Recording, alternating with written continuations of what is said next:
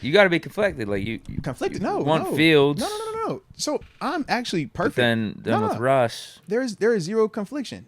My message has been the same throughout. Russ, to me, is the better quarterback of whether it was going to be Justin Fields or Kenny Pickett or Tannehill or any of these other guys we're going to bring in. The problem was how much it would have cost.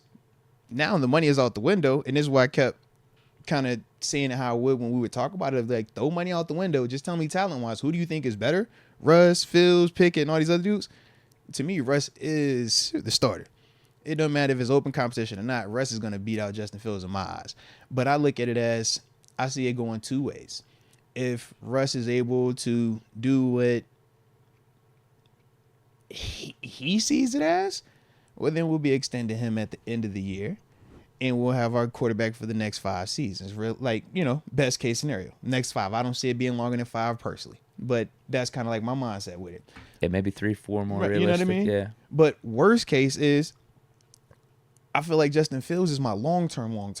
I love the fact that they've already communicated with him about the scenario and that he was even open enough to say, I don't want to go there. I want to come here, because that's my long-term answer, bro. I'm looking at that, he's and I'm sticking saying, around for those 3, 4, 5 years. so though, this like is that? the thing.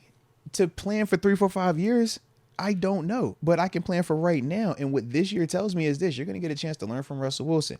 We do not know what Russ looks like, so how can I tell Justin Fields what 3 years looks like from now?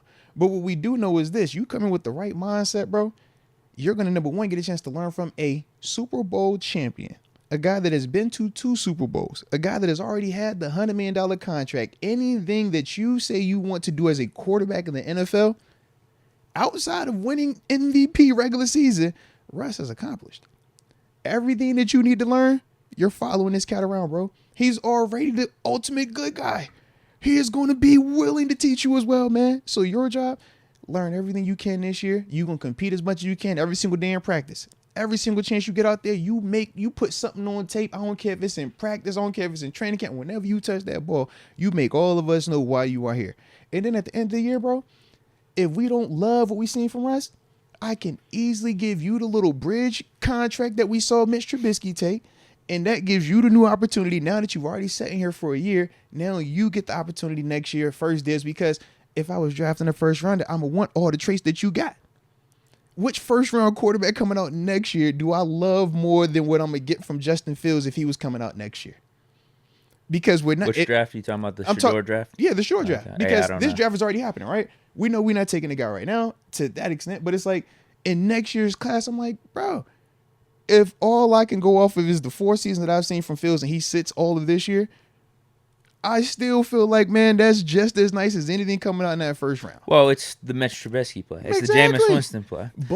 But he has the upside because his athletic traits are still different than those two dudes. Well, I was going to say this. So, it is a lot predicated on what Russ does. Right. In terms Russ of gets first Fields' dibs, longevity though. here in Yeah. Pittsburgh, because if Russ balls out, I'm not worried about I Fields. could see Fields' stock being a little bit up just from sitting. Yeah. A la Jameis Winston Absolutely. or Mitch Trubisky, and another team out there Get might a chance to start, man. Yeah, they might look at the quarterback landscape, look at the draft, and say, why don't we sign Fields and give him a QB1 competition with whoever it is Which that we is got very on our legitimate, team. bro. That's that's kind of what we did with Mitch whenever he sat up in Buffalo for that year. That's like you said, the Jameis and the Mitch Trubisky. So But then, that's the question. Then does Fields take the extension? Because if he takes the extension, then we still have him under contract for at least another year. Right. I don't see him taking the extension unless he feels that the door is going to be open in some way or form that following season. That is only going to be predicated off of Russ, and that's why It's going to be tough to know because you're making that extension this offseason, right? But no, it's not tough to know in the extent because I can deny his 5th-year option, and he's still under contract for this season. And then once the season ends, the same way we were talking with Mason Rudolph, and we're like, bro, we got first dibs before free agency. I'm saying the exact same way. Yeah, I'm like, I know I'm gonna reject the 5th-year option because I've only given you a conditional 6th-round pick, so that's not enough skin in the game for me to feel obligated.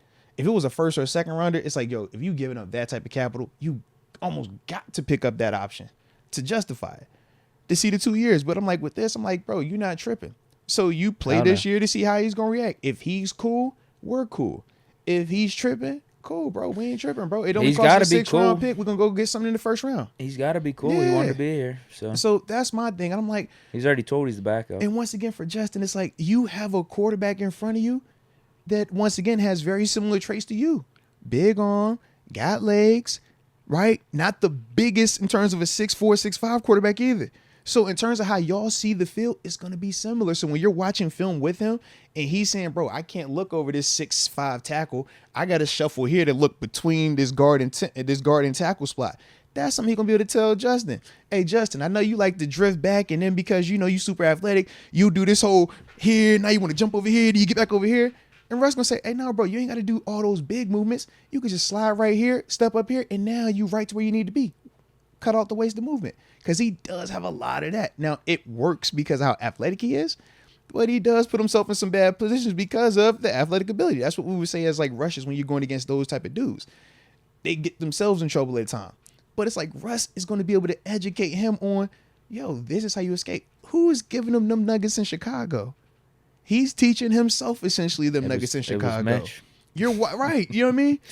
Think about that, bro. Whereas Russ, that's where Kenny was learning from too. Here, so when Russ tells you, bro, this is how you escape, Kenny could have benefited too. We said Kenny and Russ got very similar escape patterns, right? They like to bail out the back door and reverse pocket, right? You don't think Russ could have educated them on the best way to do it? Because Russ do it like a son of a gun. His ability to roll it, but it's like, yo, you got eyes in the back of your head.